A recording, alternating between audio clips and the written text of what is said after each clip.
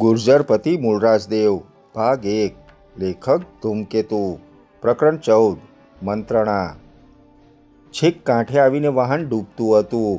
મૂળરાજદેવને અત્યારે કોઈ વાત કરવાનો કોઈ અર્થ જ ન હતો. રૂપા ભટ્ટીને પૂરો કરી દીધો છે તે વાત કરવી પણ નકામી હતી. હવે તો કાં ઉયા ભટ્ટ ને કાં કંથળીનાથ, એ બેમાંથી કોઈ એને વાળી શકે તો. રાજકુમારની મુખમુદ્રા ઉપર અપાર વેદના હતી, એ વાંચી શકાતી હતી. માધવ મંત્રીએ છેવટે ધીમેથી કહ્યું, મહારાજ, તમારી વાત બરાબર છે, પણ આપણે પિતાજી સાથે આજે રાત્રે જ આ વાતનો નિર્ણય લેવો રહ્યો. કેટલોક વખત જે ક્ષાત્ર ધર્મ માગે તે પહેલું આપવાનું હોય છે, પોતાની અંગત વાત ત્યાર પછી કરવાની હોય છે. આ પ્રશ્ન એવો છે, આજે રાત્રે જ નિર્ણય લેવો પડશે. આપણે સૌ રાત્રે મળીએ. રાત પડી, આકાશમાં તારા નીકળી આવ્યા. પાટણ નગરી ધીમે ધીમે નિંદ્રાધીન થવા માંડી.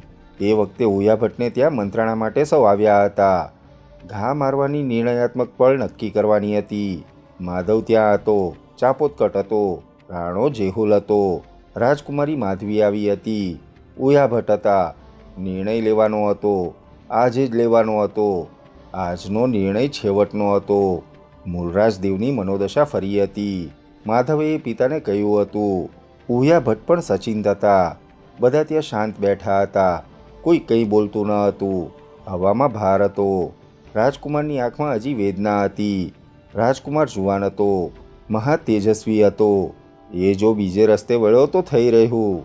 પછી એ વાળ્યો વળે એ ન ભૂતો ન ભવિષ્યથી જેવી વાત હતી. એટલે વાત સંભાળથી કરવાની હતી.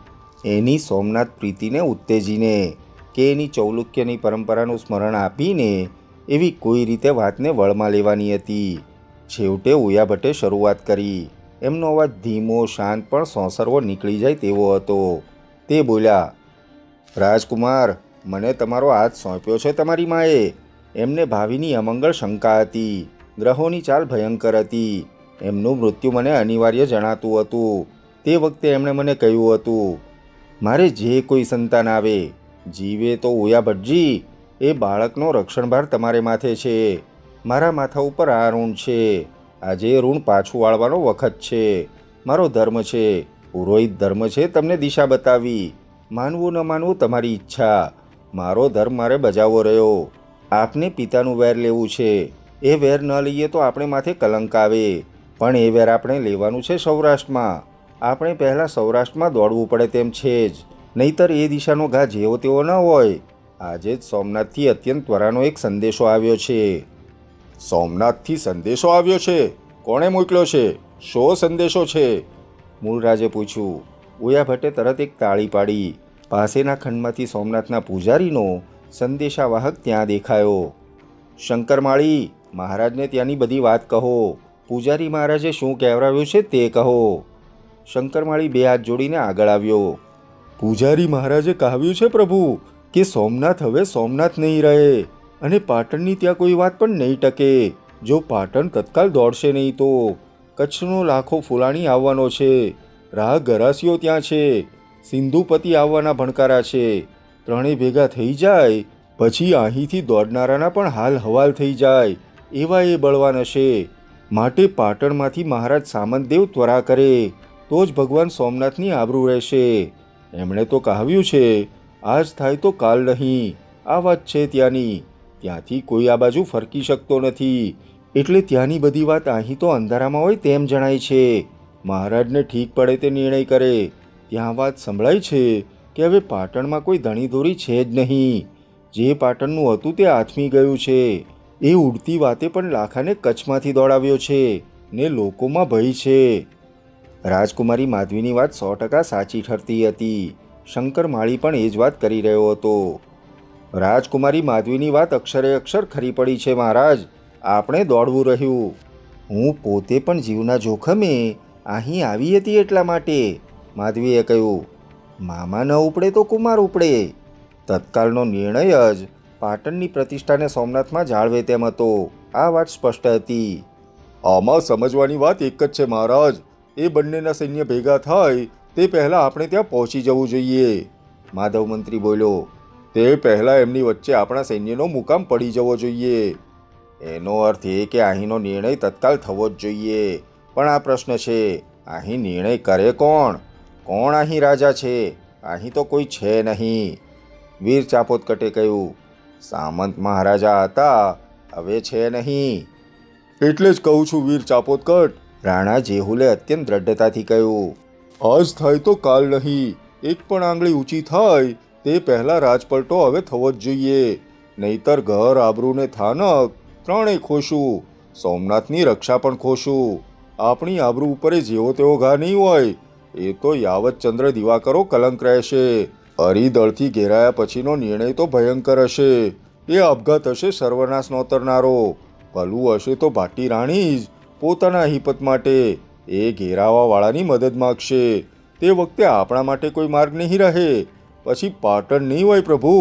તેણે બે હાથ જોડીને મૂલરાજદેવને કહ્યું, વનરાજદેવની નગરીનો નાશ આપણે કર્યો કહેવાશે. સામંત ચાવડાને કોઈ કંઈ નહીં કહે.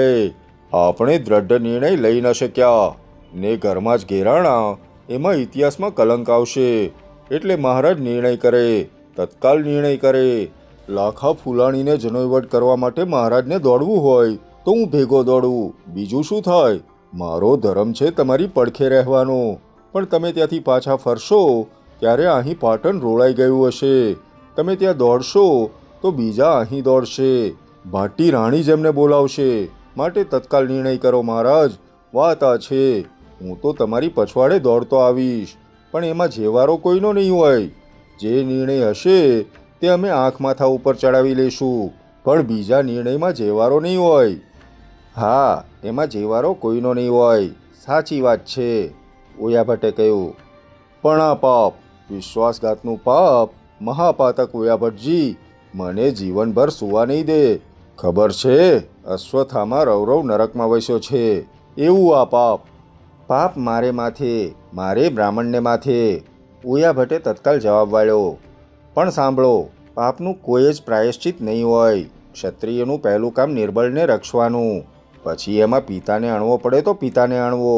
એ કામ માટે જ ક્ષત્રિયને ખડક મળ્યું છે પ્રજાપાલન માટે. અત્યારે એ ભાર તમારા ઉપર છે. તમે સેનાપતિ પણ છો એ કેમ ભૂલો છો? સામંત ચાવડાને બુદ્ધિ નથી રાજકુમાર. તમારો ધર્મ સ્પષ્ટ છે. સામંત ચાવડાને ઉખેડી મૂકવાનો, રાજરક્ષાનો. એમાં ઢીલે નબળાઈ છે. હું તમને કહું છું, પાપ મારે માથે, મારે રાજ પુરોહિતને માથે. તમને પાપનું પ્રાયશ્ચિત હું કરાવીશ. બાકી હવે એક ઘડી પણ ડગુમગુ રહેશો તો એ આપઘાત પણ નહીં હોય. એ તો સમગ્ર ચૌલુક્ય કુલનો આપઘાત હશે. ચૌલુક્યો પછી પૃથ્વી ઉપર ક્યાંય પગ માંડી રહ્યા. નિર્ણય કરો, બોલો. પિતાનું વેર હજી મને અહીં બેઠું છે દેવ. મૂળરાજદેવ ધીમેથી વેદનાભર્યા અવાજે બોલ્યો, ભર સભામાં લાખાએ એને અણ્યો હતો. બીજ કાકા સાક્ષી હતા.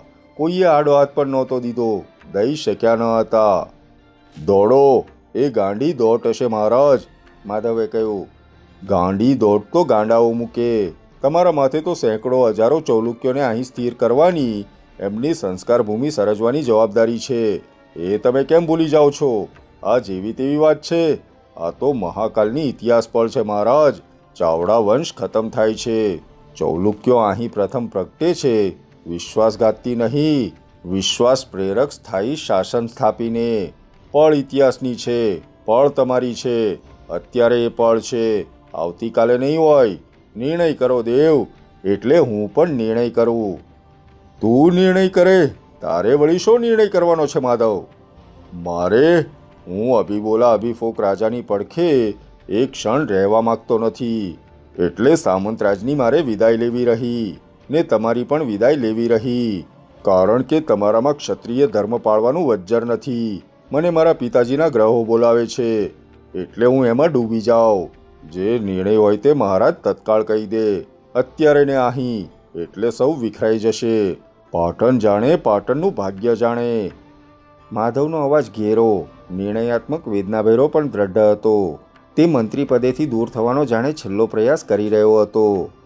માધવ, તમે સૌ જે માનો છો તે હું પણ માનું છું.